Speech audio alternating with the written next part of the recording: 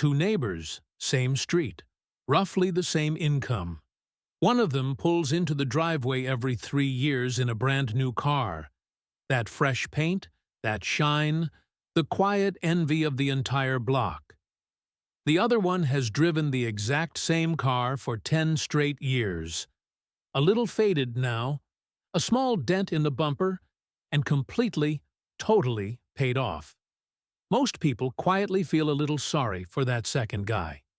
And they have it exactly, completely backwards. The car he refuses to replace is quietly telling you that he is the one who is going to end up rich. Because the car you drive, and especially how long you are willing to keep it, says far more about your real financial future than almost anything else you own. It is not the badge on the hood that matters. It is the number of years you are willing to keep that badge.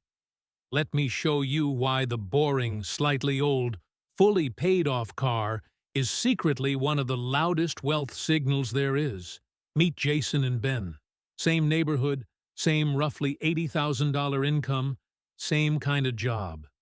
Jason trades his car in every 3 years, always financed, always carrying a payment, somewhere around $600 a month that quite simply never, ever ends. Ben bought himself a good, reliable car 10 years ago, paid it off completely in 4, and has driven it payment-free for 6 years and counting. On the surface, glancing at the two driveways, Jason looks like he is clearly winning. Underneath the surface, it is not even close. So start with what actually happens to a brand new car the moment it becomes yours. It is quietly the fastest melting asset that most people will ever buy in their entire lives. The second you drive it off the lot, it instantly loses around 20% of its value. Within just 5 years, a typical new car has shed roughly 60% of what you paid for it. So Jason is not simply paying for a car. He is paying over and over and over again to ride the absolute steepest part of that depreciation drop, then trading out right as it slows, and immediately starting the whole brutal slide all over again. And here is the exact trap that Jason genuinely cannot feel from the inside of it. Because he upgrades every 3 years, he quite literally never finishes paying. The payment is not a temporary thing for him. It is just a permanent fixture of his life, exactly like rent.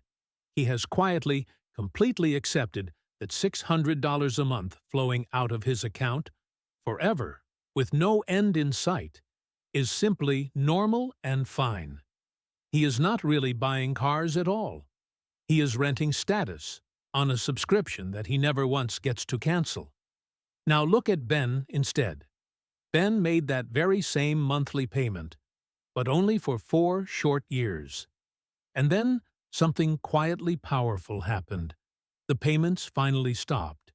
But Ben himself did not stop.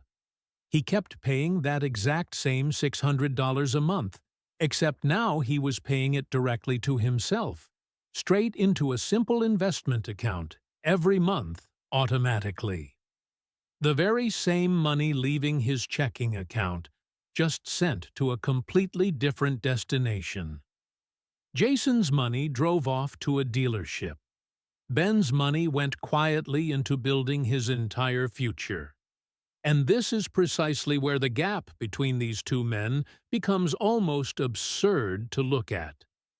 That $600 a month, invested patiently instead of being perpetually financed away, at a perfectly normal long-term market return, grows into something genuinely enormous. Over 20 years, we are talking hundreds of thousands of dollars. Stretched across a full working lifetime, the difference between forever renting shiny new cars and simply keeping the old paid-off one, invested, can quietly sail right past $1 million. The exact same money, down to the dollar. One man simply drove it around. The other man quietly compounded it into a fortune.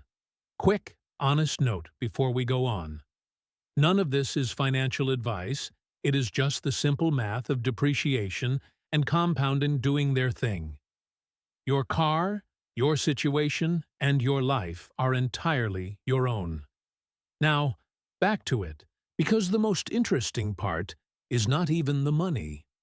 Because the real story here is not actually the math at all.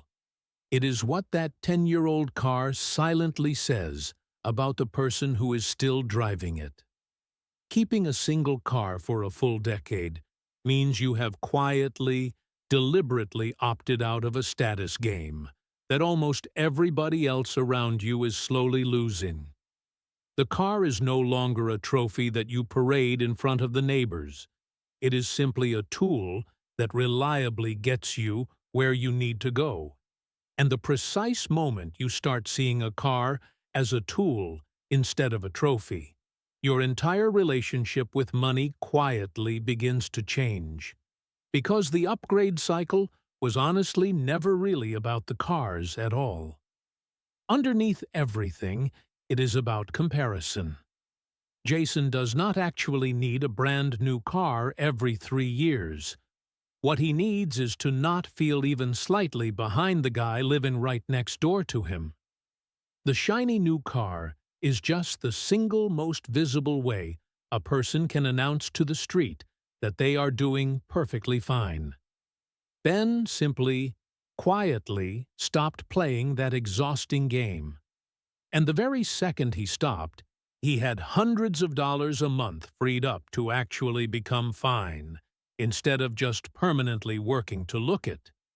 So the next time you spot somebody driving a clean, well-kept but obviously older car, do not feel even a flicker of pity for them. That car is a signal, if you know how to read it. It quietly says, this person very likely does not carry a car payment, very likely is not trying to impress total strangers at a red light, and very likely is calmly investing the entire difference.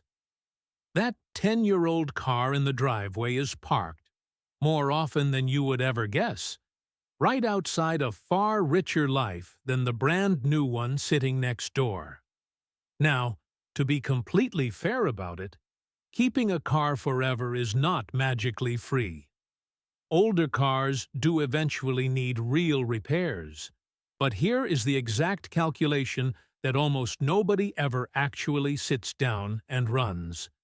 A few $1,000s a year in the occasional repair is still dramatically, laughably cheaper than a few $1,000s a year lost to fresh depreciation plus interest on something brand new.